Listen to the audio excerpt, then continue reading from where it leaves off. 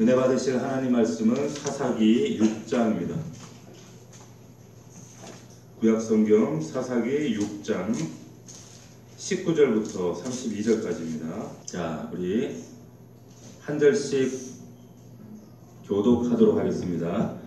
기드온이 가서 염소 새끼 하나를 준비하고 가루 한 에바로 무교봉을 만들고 고기를 소쿠리에 담고 국을 양푼에 담아 상수리나무 아래 그에게로 가져다가 드리매 하나님의 사자가 그에게 이르되 고기와 무교봉을 가져다가 이 바위 위에 놓고 물을 부으라 하니 기드온이 그대로 하니라. 여호와의 사자가 손에 잡은 지팡이 끝을 내밀어 고기와 무교병에 대니 불이 바위에서 나와 고기와 무교병을 살랐고 여호와의 사자는 떠나서 보이지 아니한지라. 기드온이 그가 여호와의 사자인 줄 알고 이르되 스스로소이다. 주 여호와가 내가 여호와의 사자를 편하여 하니 여호와께서 그에게 이르시되 너는 안심하라 두려워하지 말라 죽지 아니하리라 하시니라. 기드온이 여호와를 위하여 거기서 제단을 쌓고 그것을 여호와 샬롬이라 하였더라. 그것이 오늘까지 그의 세 사람에게 속한 오라에 있더라. 그날 밤에 여호와께서 기드온에게 이르시되 내 아버지에게 있는 수소 곧 7년 된 수소 둘째 수소를 끌어오고 내 아버지에게 있는 바알의 제단을 헐며 그 곁에 아세라상을 찍고 또 이 산성 꼭대기에 내 하나님 여호와를 위하여 교회대로 한 제단을 쌓고 그 둘째 수소를 잡아 내가 찍은 아세라 나무로 번제를 드리지라 하시니라. 이에 기드온이 종 10사람을 데리고 여호와께서 그에게 말씀하신 대로 행하되 그의 아버지의 가문과 그 성읍 사람들을 두려워함으로 이를 감히 낮에 행하지 못하고 밤에 행하니라.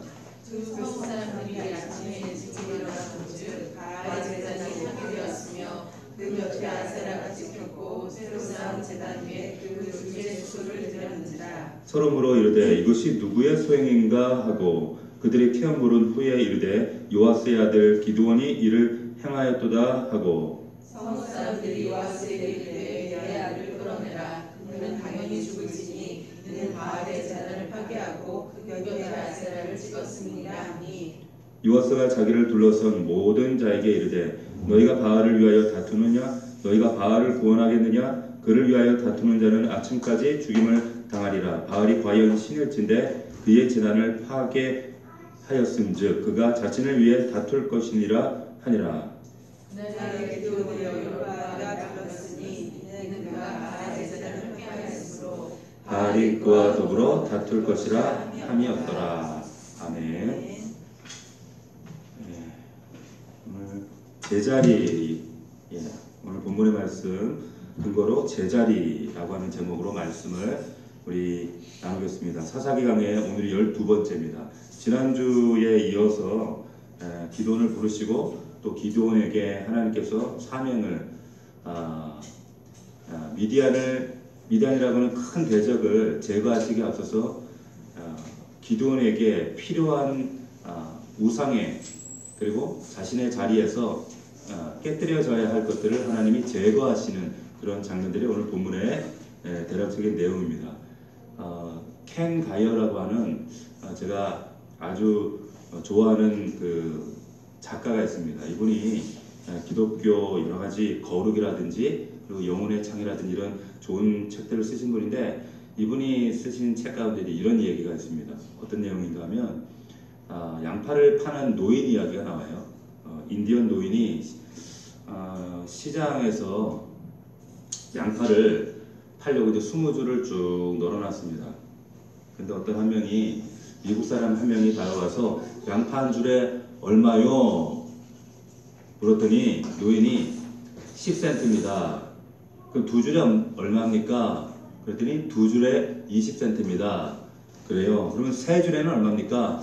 세 줄에는 30센트입니다. 값이 똑같은 거예요. 더 많이 사면 깎아줄 줄 알았는데 아니 많이 사도 뭐 깎아주는 게 별로 없고 뭐 똑같습니까? 그냥 세 줄에 25센트로 합시다. 그러니까 노인이 안 된다는 거예요. 그러면 여기 있는 양파 20줄 다 사면 얼마입니까? 그랬더니 노인이 전부 다는 안 팝니다. 그렇게 대답을 하더라는 겁니다. 전부 팔지는 않습니다. 아니 왜 못 팔아요? 양파 팔러 나오신 거 아니에요? 다 사주면 어르신 당신이 좋지 않겠습니까? 그랬더니 노인이 뭐라고 얘기하는가 하면, 아니요, 나는 양파를 팔러 온 것이 아니라 내 인생을 살려고 여기 나와 있는 거요. 자, 내 인생 팔아서 내 자신의 유익을 챙기러 이 자리에 나온 게 아니라 내 자신의 인생을 살기 위해 이 자리를 지키러 나왔다는 뜻이에요. 이번에 책 가운데 나오는 이야기인데, 사람이 행복을 얻고 감사할 수 있는 이유는 자신의 유익이 내 손안에 쟁취되었을 때가 아니라 자리를 지킬 때다라는 것을 오늘 이야기를 통해 말씀하고 있는 겁니다.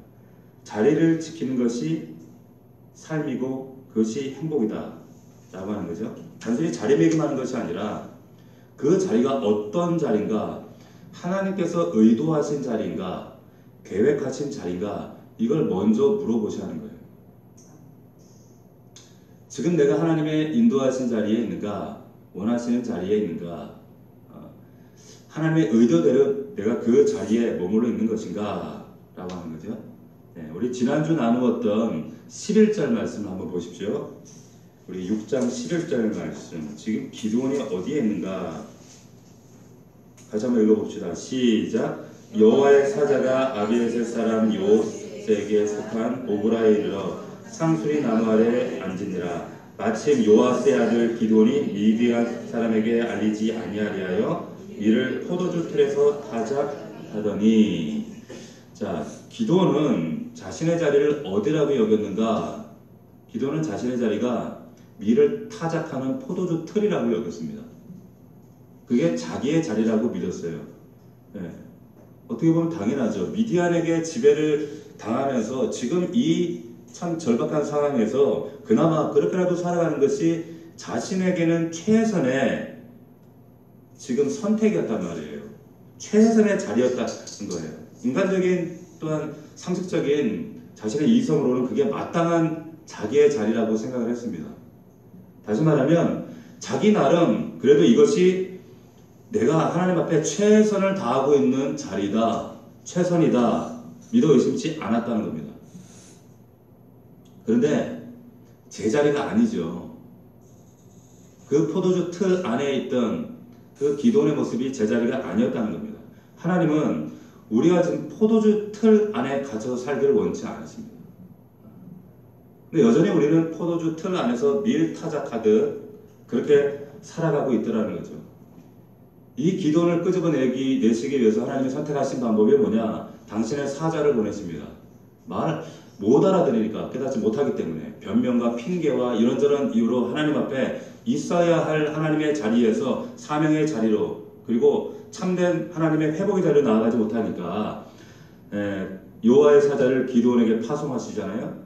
그리고 그럼에도 불구하고 기드온이 계속 삐딱하게 항변을 합니다. 하나님 살아계시면 이 백성을 왜 이렇게 고통 가운데 두시고 우리의 삶이 처지가 왜 이렇습니까? 어찌하여 이런 항변, 우리가 지난주에 나눴던 말씀이 그랬죠? 하나님께서 널 쓰겠다 이렇게 말씀하시니까 난 약하고 미약하고 부족한데 어떻게 나 같은 사람을 쓰십니까? 또 사명도 하나님 앞에서 핑계대고 변명합니다. 자기가 부족하고 자기같이 연약한 사람이 어떻게 미디안의 그 대적에서 이 백성, 이 완악한 이스라엘 백성들, 이 백성들을 구원한다? 이게 믿어지지가 않는 거죠. 그런 엄청난 일을 맡기신다는 하나님의 생각에 동의하지 않는 겁니다. 그래서 그냥 포도주 틀 안에서 늘 하던 대로 밀이나 털면서 그냥 하루하루 남들도 그렇게 살아가고 있으니까 나도 그렇게 살아가야지. 그래서 하나님 앞에 거부하고 있는 거죠. 그런데 하나님께서 계속 요청하시는 겁니다. 너 그 자리가 네 자리가 아니야. 네 자리가 아니야. 그러니까 기드온이 이제 하나님께, 그렇다면 하나님의 부르심이 진짜라면, 당신이 정말 하나님 보낸 사람이 맞다면 표징을 주십시오. 자, 17절 18절 말씀 봅시다. 자, 6장 17절 18절 같이 읽겠습니다. 시작. 기드온이 그에게 대답하되 만일 내가 주께를 은혜를 얻어싸우면 나와 말씀하신 이가 주 되시는 표징을 내게 보이소서. 내가 예물을 가지고 다시 주께로 와서 그것을 주 앞에 드리기까지 이곳을 떠나지 마시기를 원하나이다 하니 그가 이르되 내가 너 돌아올 때까지 머무르리라 하니라. 자, 그렇게 하고 21절을 보면 이제 어떤 일이 일어나는가 제가 읽습니다. 잘 들어보세요. 여호와의 사자가 손에 잡은 지팡이 끝을 내밀어 고기와 무교병에 대니 불이 바위에서 나와 고기와 무교병을 살랐고 여호와의 사자는 떠나서 보이지 아니한지라. 아멘. 기드온이 원했던 표징이 하나님의 불이 임하는 사건을 통해서 이것이 하나님의 명백한 계시였다는 것을 확정하시는 그런 장면입니다. 자, 설마 했는데 기드온 입장에서는 어쩌면 내심 이 사람이 하나님의 사람이 아니기를, 그리고 이 부르심이 진짜가 아니기를 거절했을 수도 있어요. 그런 마음으로 지금 질문을 가지러 집으로 갔다가 돌아오는데 여전히 그 사자가 버티고 있죠. 그리고 그가 그 불이 나오는 그런 표정을 통해서 하나님의 명령임을 확정해 버리는 거예요. 얼마나 부담스러웠을까. 그제서야 정신이 확 드는 거예요. 아, 내가 지금 하나님을 대면했구나. 당시에 이 근동세계 이 유대인들뿐만 아니라 근동세계 사람들은 피조물이 신을 직접 대면하면 죽는다라고 하는 그런 생각을 가지고 있었어요. 그러니까 정신이 기도도 번쩍 든 거죠. 아, 나 이거 죽었구나. 내가 지금 정신없는 짓을 했구나. 자, 그런데 죽었어요, 안 죽었어요? 안 죽었어요. 안 죽은 사실을 기뻐하면서 단을 쌓았어요. 그 단의 이름이 뭐예요? 그 단의 이름이 여러분들이 좋아하시는 샬롬이에요. 여호와 샬롬. 여호와 샬롬의 뜻이 뭡니까? 여호와는 평강이시다. 사사기 백성들이 하나님을 망각하고 그럼에도 불구하고 하나님이 사사를 통해서 평탄을 주셨죠. 그 평탄이 아니에요. 그 평탄이 아닙니다. 이 평강은 육신과 영혼의 하나님께서 우리의 가정과 일터의 삶에 근본적으로 주기를 원하시는 하나님의 선이에요. 창세기에는 이것을 뭐라고 말씀했어요? 선이라고 해요. 선. 보시기에 좋았더라. 만드시고 좋았더라. 그 하나님의 샬롬이 지금 주어지게 되었다라고 하는 거예요. 자, 갑자기 하나님께 핑계대고 변명하고 사명을 거부하고 나는 그냥 포도주 틀에 갇혀서 밀이나 타작하며 살겠습니다. 그런 기도니 하나님을 깨닫고 죽을 뻔했는데 살아난 거예요. 샬롬을 경험하게 되는 겁니다. 그리고 지금 이 고백을 하는 거예요. 자, 어떻게 이런 여호와 샬롬, 한번 이 그림을 한번 그려보세요.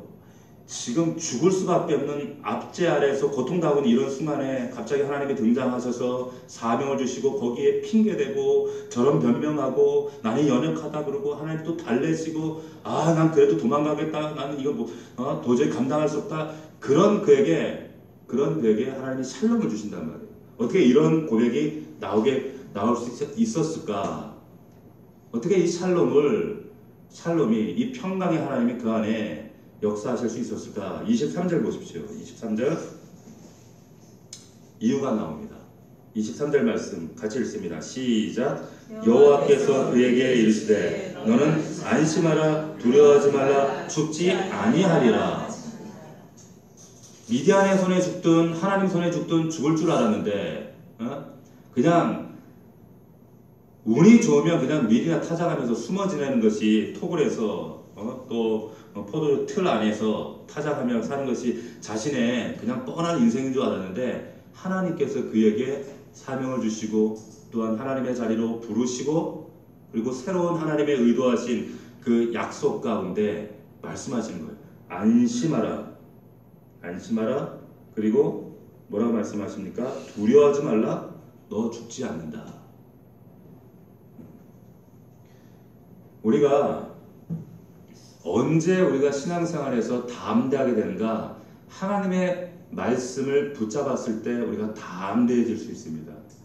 목사의 말도 아니고 어떤 누군가의 위로의 말도 아니고 가족이 격려서도 아니고 가장 우리 인생 가운데 참 앞뒤 보이지 않고 캄캄한 전혀 분간이 되지 않는 그 순간에 물론 사람이 위로가 될 때도 있지만 근본적으로 우리가 회복되는 순간은 언제냐? 하나님께서 내 안에서 말씀하실 때 그것이 내 안에 약속으로 또한 이루어지는 말씀으로 확정되어질 때 그렇다라고 하는 거예요. 이 말씀이 바로 하나님의 말씀이기 때문에 그렇습니다. 누구의 말씀도 아니고 전지전능하신 천지를 창조하신 무능한 인간의 말, 자신은 여전히 숨어서 그리고 핑계하고 변명하는 이 연약한 인간의 그런 연약한 인간의 한계를 가진 인간의 말이 아니라 천지 만물의 모든 것의 주인 되시는 하나님, 전능자 하나님의 말씀이시기 때문에 그렇다는 거예요. 그 하나님이 안심해라, 두려워하지 마라, 너는 안 죽어 말씀해. 그때 샬롬이 임해요. 샬롬이 임합니다. 우리 가정에, 우리의 삶 가운데, 일터에 이 샬롬의 하나님이 임하면 그래서 두렵지 않습니다. 그리고 안심하게 되는 거예요. 절대 안 죽습니다. 그 하나님이 임하시면. 언제 우리가 우리 인생에, 우리의 삶 가운데 영혼의 제자리를 찾는가? 기도원처럼 지금 그 포도주 틀 안이 제자리가 아니란 말이에요. 하나님이 다시 샬롬의 자리로 부르신 그 자리. 언제 이 자리를 회복하는가? 복잡하고 두렵고 막막했던 우리 마음 가운데 이 샬롬의 하나님이 임하실 때 제자리를 찾습니다. 그때 제자리를 찾아요. 기도원이 이제야 내가 있어야 될 자리가 이 포도주 틀 안이 아니구나. 그럼 어딘가? 바로 미디안과 맞서는 자리가 내 자리구나 라는 사실을 깨닫는 거예요. 비로소 그때 깨닫게 되는 겁니다. 이 샬롬의 하나님이 여러분 오늘 하루도 여러분들 삶 가운데 샬롬으로 동행하셨는가? 스스로 한번 자문해 보셔야 됩니다. 나는 그분과의 관계 속에 과연 이 샬롬의 자리에서 그분과 동행했는가? 제자리에 있었던가? 나는 제대로 보고 있었던가? 이것을 하나님께 끊임없이 묻고 확인하셔야 되는 거예요. 제가 간혹 그런 얘기들을 합니다. 우리 자녀들을 위해서, 우리 아들, 딸을 위해서 많은 기도를 하지 않아요. 근데 제가 한 번씩 하나님께 올려드리는 기도가 하나 있습니다. 그게 뭐냐? 제가 여러 번 그런 말씀을 드렸어요.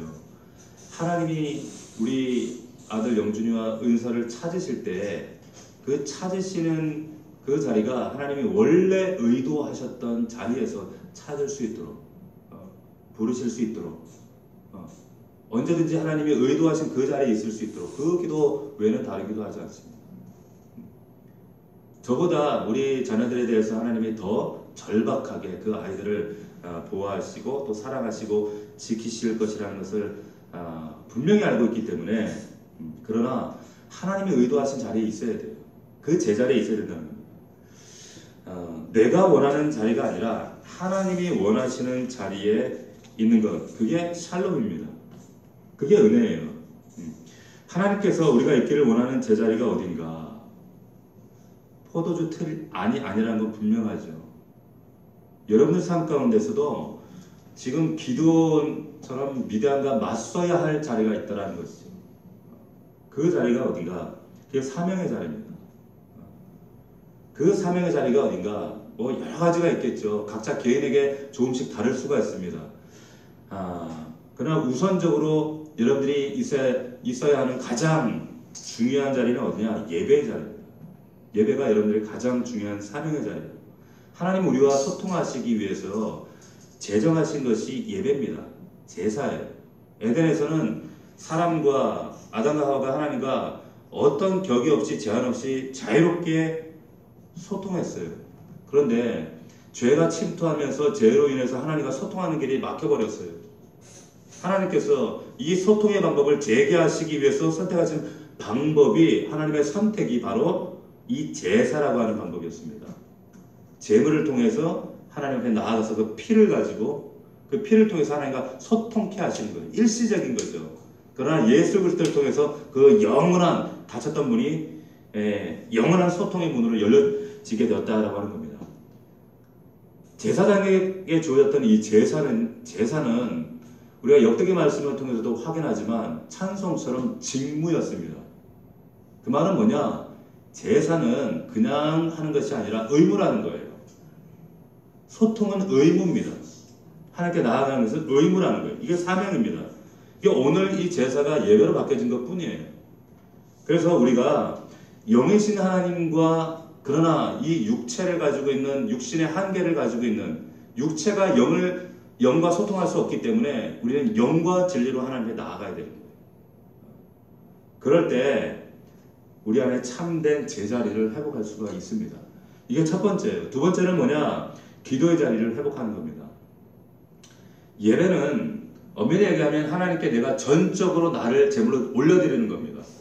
그러니까 어떻게 보면 일방통행이에요. 그러나 기도는 일방통행이 아니라 쌍방통행입니다.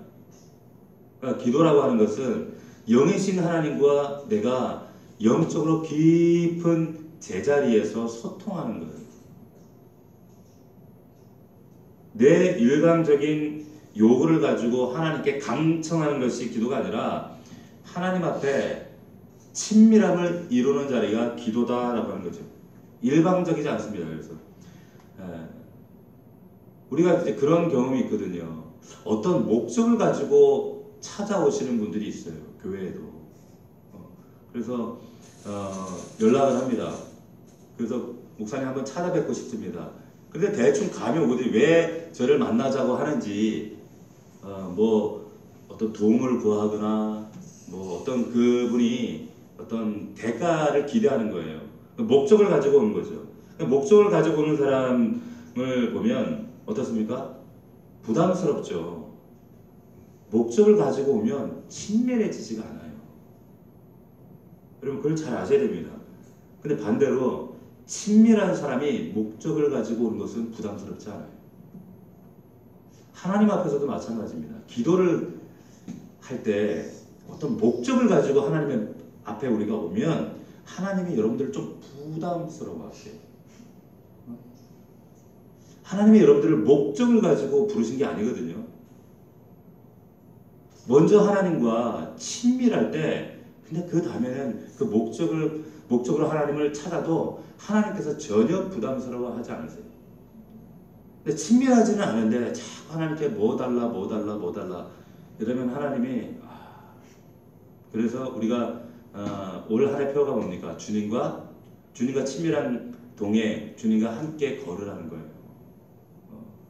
우리가 하나님과 거래하려고 이 자리에 있는 게 아니라고 하는 겁니다. 이제 명절을 앞두고 경비실에 보니까 막 택배가 이렇게 많이 쌓여있더라고요. 그런데 제가 그걸 보면서 그런 생각이 들었습니다. 누군가 보냈겠죠. 누군가 주문을 했기 때문에 주문을 했기 때문에 이것이 그 자리에 있는 거지 그냥 그 자리에 있는 게 아니에요. 그 경비실 앞에 쌓여 있는 건 아니거든요. 일방적으로 보내는 것이 아니라 주문을 했기 때문에 택배가 오는 겁니다. 하나님께서 우리에게 주시는 은혜도 일방적이지 않아요. 반드시 주문을 해야 돼요. 그게 간거예요. 그런데 우리가 뭐 하나님 앞에 내 원하는 것, 내가 지금 간구해야 될 것, 이거 구하지 말라는 게 아니에요. 먼저 그의 나라와 의를 구하고 친밀한 가운데 그분과 나 사이에 언약의 관계 안에 있을 때 사실은 이루어지는 현상이 내가 원했던 그 복이라는 것들이란 말이에요. 하지만 주님이 우리의 이런 연약한 성품과 우리의 연약한 믿음을 아시고 그럼에도 불구하고 너희가 기도와 간구로 나아가라 말씀하셔요. 자, 우리 에스겔서에 보면 이런 말씀이 있습니다. 36장 37절 말씀에 보면 나 주 여호와가 말하노라. 그래도 이스라엘 족속이 이와 같이 자기들에게 이루어 주기를 내게 구하여야 할지니라 말씀하세요. 아니 우리 예수 믿는 사람들은 뭐 간구도 하지 말라? 아니에요. 하나님도 간구하라고 하시는 거예요. 이스라엘 백성들에게 하나님 나라에 지금 택배 선물이 잔뜩 있어요. 먼지가 성이 쌓여 있어요. 그런데 안 와요. 왜? 너희가 구하지 않았기 때문에. 에스겔을 통하여 너희에게 주기를 원하는데 너희가 받기를 원하면 구하여야 된다 말씀하시는 겁니다. 그럴 때 우리가 영적으로 제자리를 찾을 수가 있어요. 세 번째 우리의 제자리가 어디냐? 섬김의 자리가 우리 제자리예요. 예수님께서 창조주이신 하나님이 제자들의 발을 씻습니다. 왜 그렇게 하셨을까? 창조주 하나님께서 내가 너희를 이렇게 섬기는 것만큼 그만큼 이것이 너에게 중요한 사명이야 말씀하시는 겁니다. 하나님도 섬기셨어요. 그렇기 때문에 우리가 다른 사람, 다른 영혼들을 섬기는 것은 이것은 우리의 사명입니다. 사명이에요.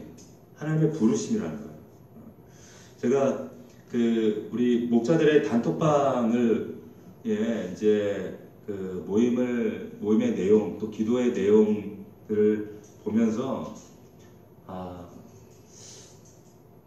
이번 주에 이제 그 모임 내용들을 보면서 어떤 분은 퇴근하고 오시고 또 퇴근해서 집에 갔다가 다시 아이들 챙기고 이렇게 오시는 분이 있고 또 늦은 저녁에 이 목원들을 또 섬기시기 위해서 또 다가를 준비하고 피곤한 몸을 추스리고 또 그들과 함께 믿음의 자리에서 그들을 격려하고 위로하고 세우는 그런 그 이야기들을 이렇게 이제 단톡방에 올려진 내용들을 보면서 제 마음에 참 이루 말할 수 없는 하나님 허락하시는 그런 이런 풍요로운 마음들, 이 부유한 마음들이 차오르는 거예요.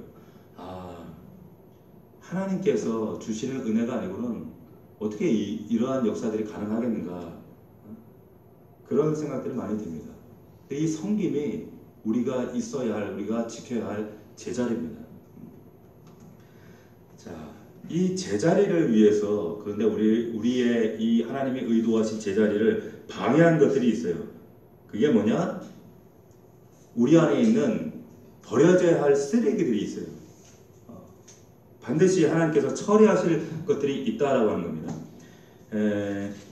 여기 말씀에 보면 지금 하나님께서 제자리를 기드온에게 그 영적 제자리를 찾게 하시기 위해서 지금 요구하시는 게 있는데 25절 말씀을 보십시오. 25절 우리 같이 읽겠습니다. 시작. 그날 밤에 여호와께서 기드온에게 이르시되 내 아버지에게 있는 수소 없고 7년 된 둘째 수소를 끌어오고 내 아버지에게 있는 바알의 제단을 헐며 그 곁에 아세라상을 찍고. 자, 이게 누구 집에 있는 거예요? 아버지 집에 있어요. 그러니까 자기 집에 있는 거예요.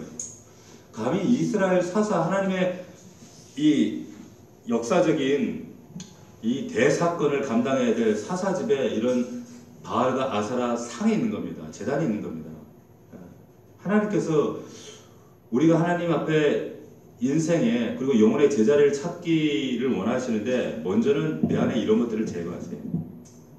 이것이 제거되지 않으면 평생에 우리 인생이 자꾸 삐그덕 거립니다.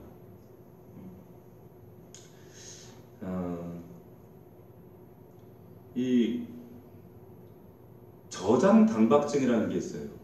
저장 당박증. 그게 뭐냐면 집 안에 바로 그 TV 안에서 보시죠. TV에 보면 그 어떤 뭐 노인이라든지 어떤 그 아주머니가 집 안에 쓰레기를 겹겹이 쌓는 거, 쓰지도 않는 것들을, 필요하지 않은 물건들을 그냥 뭐 도무지 어떤 정상적인 사고로는 이해할 수 없는 그 물건들을 주워다가 쌓아놓고 이걸 저장 당박증이라고 하는데, 그래서 집안이 결국 쓰레기장이 되는 거예요. 이게 사실은 결핍에서 오는 현상입니다. 그 안에 뭔가 영혼과 삶의 그 깊은 기저 안에 결핍이 있는 거예요. 그것을 쌓는 모습으로 이렇게 대처하고 있는 것 뿐이죠. 자, 그런데 이런 그 가정에서 이런 모습 가운데 이 쓰레기를 정리할 수 있는 방법이 뭘까요? 쓰레기를 정리하려면 먼저 뭘 하셔야 돼요? 똑같습니다. 여러분하고 똑같아요. 우리가 제자리를 찾기 위해서 먼저 하나님은 우리 안에 있는 쓰레기들을 제거하기를 원하시는데, 이 쓰레기를 제거하기 위해서 첫 번째 하나님이 요구하시는 게 뭐냐? 물건을 갖다 버리게 하시는 거예요.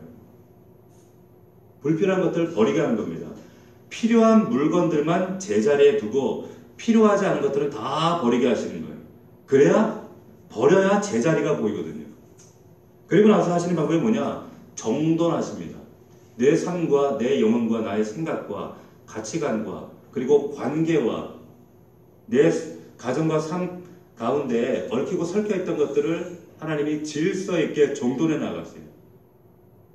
이 과정이 진행될 때 내 영혼과 삶의 제자리가 보여집니다. 찾아집니다.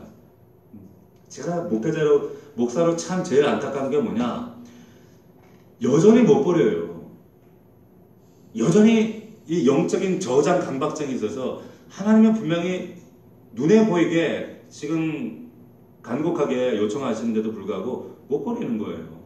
옛사람의 습관, 옛사람의 그 아집, 고집, 그리고 옛사람의 살던 방식, 자랑 못 버리는 겁니다. 근데 버리지 않으면 계속 겹겹이 내 안에 다른 쓰레기들이 쌓인다는 거예요. 제자리를 찾을 수가 없다는 거예요.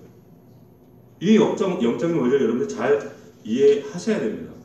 우리 신앙생활도 마찬가지예요.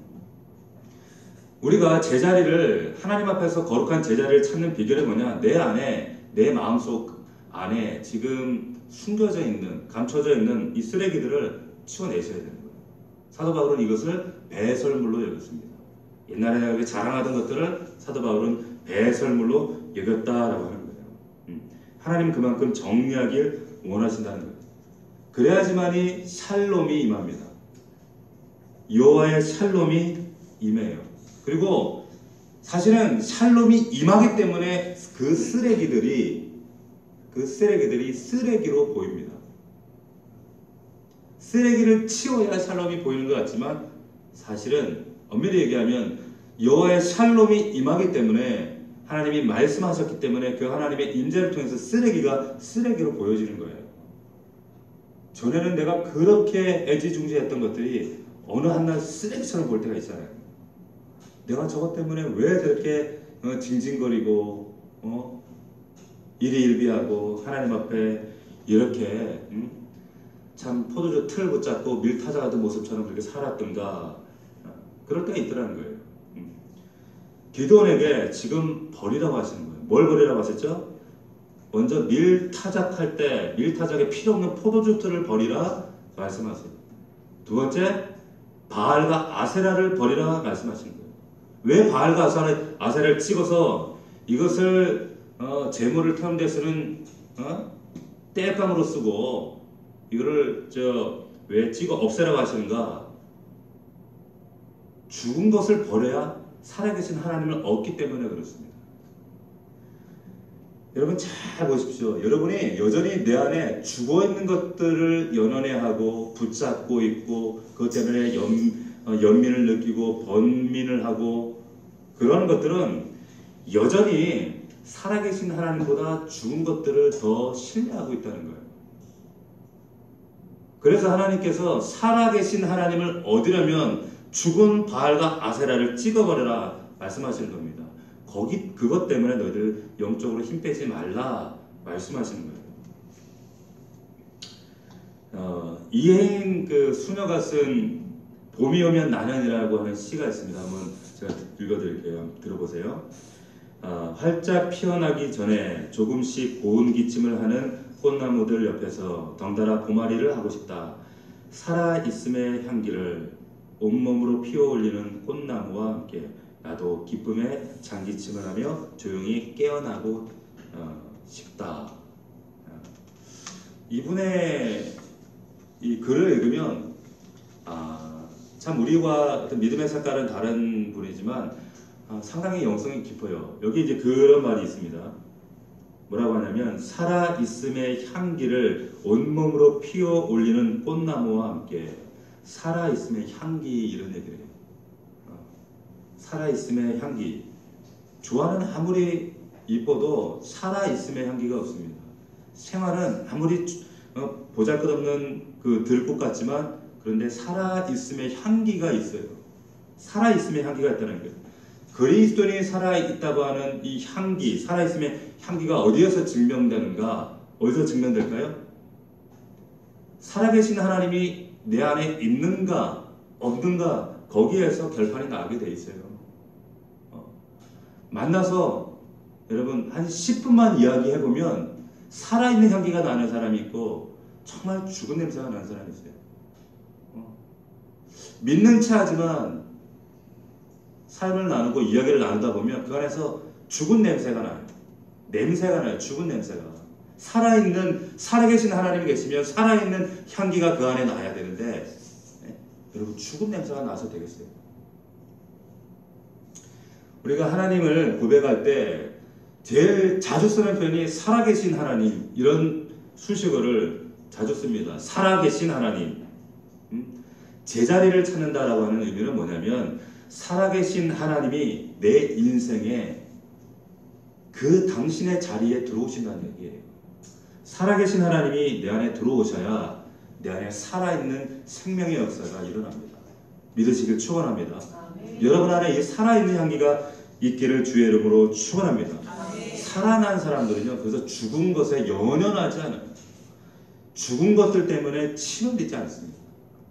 돼지 지역 열매 때문에 탕자가 아버지 집에 가는 것을, 그것을 연기하다 나중에 결단한단 말이에요. 지금 우리가 되게 연연하고 있는 것들이 사실 돼지 지역 열매에 불과하거든요. 그래서 살아난 사람들은 살아있는 것에 관심을 갖고 살아있는 것에 집중을 한다는 거예요. 세상 사람들이 재밌다고 그 난리치는 것에 그렇게 연연하고 관심을 두지 않는다는 거예요. 자, 그런데 오늘 본문에 보면 그 살아계신 하나님께서 이 기드온에게 그리고 기드온의 가정에 뭘 주목하고 계시는가 하면, 이유 말씀을 보게 되면 가정과 가문에 하나님께서 관심을 보이시고, 그게 어디에 나오는가 하면 25절 말씀, 우리가 읽었던 말씀입니다. 이 우상을 섬기던 기드온 아버지의 마음을 제자리로 돌리세요. 기드온만 제자리로 회복하시는 것이 아니라 그 가정도 하나님이 회복하기를 원하신다는 거예요. 그 가정에 죽은 우상들을 제거하라 말씀하시잖아요. 근데 그 아버지 집에 이게 있었단 말이에요. 자, 미디안 전쟁을 이 대전쟁을 치러야 될 이 사사에게 뭐 어떤 리더십을 키워라, 군사를 모집해라, 이런 특별한 말씀을 하시는 것이 아니라 너무 엉뚱한 요구를 하시죠. 그 요구하시는 말씀이 지금 25절 말씀인데, 어떻게 보면 아버지와의 그 천륜을 끊어버릴 수 있는 사건을 지금 네가 감당해야 된다, 이렇게 요구하시는 겁니다. 뭐야? 아버지 집에 있는 바알과 아세라를 찍어라. 그리고 그 앞에서 너희 집에 있는 그 가축을 잡아다 제사를 드려라. 자, 그 요구를 하시는 겁니다. 얼마나 황당하겠어요, 기드온 입장에서. 자, 근데 그런 제사를 드렸어요. 바알 숭배자들 그 다음날 아침에 와서 보니까 지금 바알, 아세라가 다 깨어져 있고 불타 있고, 그리고 번제들이 흔적이 있단 말이에요. 지금 이 사람들이 지금 분노해가지고 어떻게 합니까? 어떻게 하죠? 이 기드온 내놓으라고 지금 요아스 집에 쫓아가는 거예요. 지금 기드온이 꼼짝없이 죽게 된 상황입니다. 그런데 반전이 일어납니다. 여기서 반전이 이루어지죠. 지금 기드온의 아버지가 어떤 사람이었어요? 지금 이 바알과 아세라 제단, 자기 집에 모신, 그러니까 자기 소유는 아니었어요. 단지 그러나 이 바알과 아세라 산당과 이 우상들을 섬기는 사람이었다는 거예요, 아버지가. 그런 아버지가 지금 뭐라고 얘기하는가 하면, 지금 그 사람들에게 뭐라고 얘기하는가, 요아스가 이런 말을 하는 거예요. 31절 봅시다. 31절 같이 한번 읽어보겠습니다. 시작. 요아스가 자기를 불러선 모든 자에게 이르되 너희가 바알을 위하여 다투느냐? 너희가 바알을 구원하겠느냐? 그를 위하여 다투는 자는 아침까지 죽임을 당하리라. 바알이 과연 신을 치되 그의 제단을 파괴하였은즉 그가 자신을 위해 다툴 것이니라 하니라. 자, 완전히 반전이에요. 자기도 바알과 아세라를 섬기는 사람인데, 이거를 밥벌이를 하는 사람인데 지금 이런 변론을 하고 있단 말이에요. 무슨 말이냐면, 요아스의 말은 간략하게 얘기하면 이런 겁니다. 너희가 지금 바알을 신으로 섬기는 너희들이 오히려 바알을 대신하여 싸우려고 하느냐? 바알을 구원하려고 하느냐? 야, 바알이 너희를 위해 싸우고 바알이 너희를 구원해야지 너희가 왜 그 일을 하느냐? 바알이 진짜 정말 신이라면 바알 신전이 회파되어지고 아세라 신이 이게 찍어진 이 기도는 마땅히 죽는 것이 아니겠느냐? 너희들 나설 필요가 없다, 이 말이에요. 그러니까 아버지도 인정하는 거예요. 이 바알 가짜야, 이거. 아세라도 가짜야. 기도원이 죽어요, 안 죽어요? 안 죽는단 말이에요. 그 말은 뭡니까? 이 기도원의 아버지도 살아계신 하나님이 진짜라는 사실을 이제 믿음으로 고백하고 받아들이게 된다는 거예요. 가문이 바뀌어요. 이 시작이 어디에서부터 시작되었습니까? 기도원이 바뀌니까, 기도원이 제자리를 회복하니까, 기도원이 믿음으로 바르게 서니까 포도주 틀에서 이제 믿음의 자리, 사명의 자리에 서게 되니까 그 아버지와 가문도 하나님께서 변화시키신다는 거예요. 이런 영적인 반전이 저와 여러분들의 삶 가운데 풍성하기를 주의 이름으로 축원합니다. 살아계신 하나님이에요. 살아계신 하나님이 내 인생에 샬롬을 주시고 평강을 주시고 진정한 말씀을 주시면 내 삶 가운데 이런 증거들이 나타나야 됩니다. 우리 가정과 내 가문과 내 부모와 내 형제들에게, 그들에게도 이런 동일한 샬롬의 은혜가 부어져야 하는 거예요. 회복되어져야 하는 거예요. 반드시 제자리로 회복해 하십니다. 그래서 사도행전 말씀에 보면 주 예수를 믿으라, 그리하면 너와 내 집이, 내 가문이 구원을 얻는다 말씀하시는 거예요. 나만 잘 믿어서 되는 게 아니라는 거죠. 반드시 내 가정에서부터 복음의 역사는 확장되어집니다. 그래서 성령이 임하시면 온 유대와 사마리아와 땅끝이 먼저 내 동족들, 내 가족들이 먼저예요. 우리 믿음은 여러분, 물론 우리가 기도할 때 자식을 위해 기도하고 남편을 위해 기도하고 기도해야 할 대상들 참 많죠. 그런데 첫 번째 기도의 대상은 누굴까요? 누구예요? 맞아요. 나예요. 나. 자신이에요. 자신. 내 영혼이 살아야지 내 아들, 딸들이 살아요. 남편과 아내도 삽니다. 이게 이기적인 게 아니에요. 내가 살아야지, 내가 제자리를 회복해야지, 영적으로 내 인생 가운데 얽히고 설킨 것들이 하나님의 바로 회복될 때, 그래야 이 사람들도 살아요. 여러분 꼭 기억하셔야 됩니다. 지금 그 추석 명절이 시작됐잖아요. 오늘부터 길이 막히고 지금도 우리 집사님들 몇 분이 내려간다고 그렇게 말씀하시는, 오늘 내려가시는 분들도 있더라고요. 근데 어제 그 우리 조인숙 성도가 교회를 왔어요. 와서 그 추석 예배 순서지, 예배지를 일부러 가지러 왔더라고요. 그 모습이 얼마나 예쁜지. 이 사람 예수 믿은 지 1년밖에 안 된 사람이잖아요.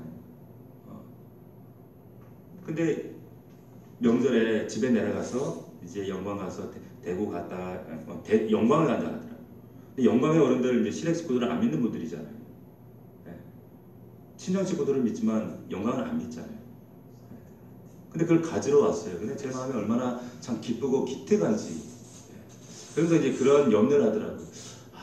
믿는 분들이 안 계신데, 근데 가족 중에 어떤 한 분이 믿는 분이 있는데 그분하고 어떻게 상의를 해서 좀 예배 드릴 수 있는 분위기를 만들어 볼까요, 목사님? 뭐 이제 그런 이제 나름의 고민과 염려를 가지고 그리고 순서질 예배지를 가지고 가는데, 한편으로는 기특하고 마음이 너무 이쁘고, 근데 한편으로는 제 안에 그냥 안타까운 좀 짠한 마음이 드는 거예요.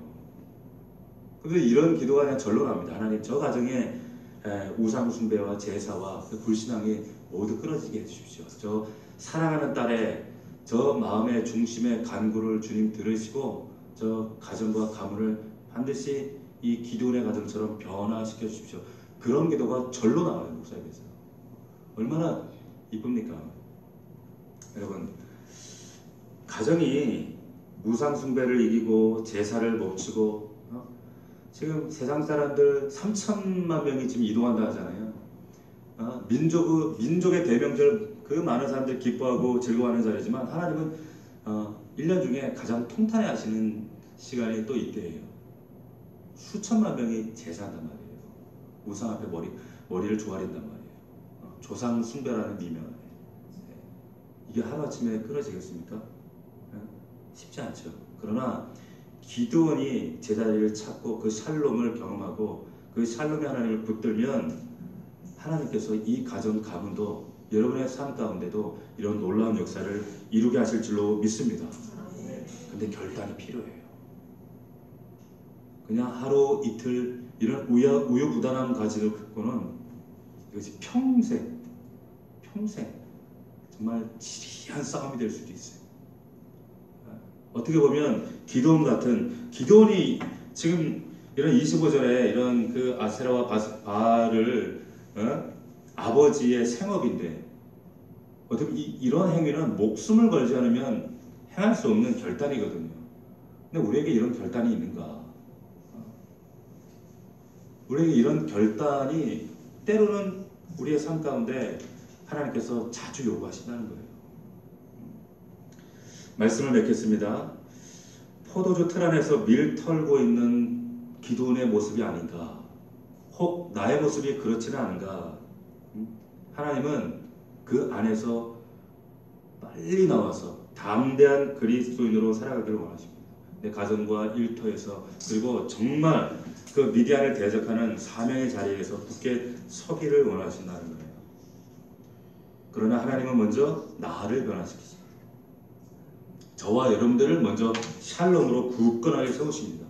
안심하라, 두려워하지 말라, 내가 너의 하나님이다 말씀하시는 거예요. 그 하나님이 여러분의 하나님입니다. 오늘 말씀을 기억하시면서 하나님, 우리 안에 있는 우리 삶 가운데 있는 많은 두려움의 대상과 또한 사건과 문제들 앞에서 하나님의 이 놀라운 은혜와 능력을, 저는 약속의 말씀을 다시 한번 붙들기를 원합니다. 너는 안심하라, 두려워하지 말라, 죽지 아니하리라. 이 하나님을 붙들 때 이 평강의 하나님, 여호와 샬롬의 하나님, 그 하나님께서 우리의 삶과 가정과 우리의 모든 것들을 샬롬으로 변화시켜 줄 줄로 믿습니다. 그 하나님을 우리가 신뢰하면서 믿음으로 이 밤에도 우리 기도하는 저와 여러분들 되길 주의 이름으로 축원합니다. 기도하겠습니다. 아버지 하나님 감사합니다. 여호와 샬롬, 그 하나님이, 그 기드온의 하나님이 나의 하나님인 줄로 믿습니다. 여전히 두려워하며 여전히 내 삶 가운데 하나님 얼매여서 포도주 틀 안에서 밀 털고 있는 이 초라하고 연약한 모습으로 우리가 살아가고 있지는 않은지 다시 한번 우리의 영적인 실상을 깨닫게 하여 주시옵시고, 다시 한번 믿음으로 주의 음성을 붙잡는 우리 귀한 성도들 될 수 있도록 인도하여 주시옵소서. 살아계신 아버지 하나님, 두려워하지 않겠습니다. 안심하라고 하셨사오니 우리 마음이 주님이 허락하시는 이 귀한 평안을 누리기 원합니다. 하나님 자유케 하시고 담대하게 믿음으로 나아갈 때 참된 그 하나님의 놀라운 샬롬을 누리는 우리 복된 성도들 되게 하시고, 우리를 통하여, 우리의 결단과 믿음을 통하여 우리의 가정과 우리의 삶이 놀라운 하나님의 은혜를 체험할 수 있도록 주께서 은혜를 더하여 주시옵소서. 예수님의 이름으로 기도하옵나이다. 아멘.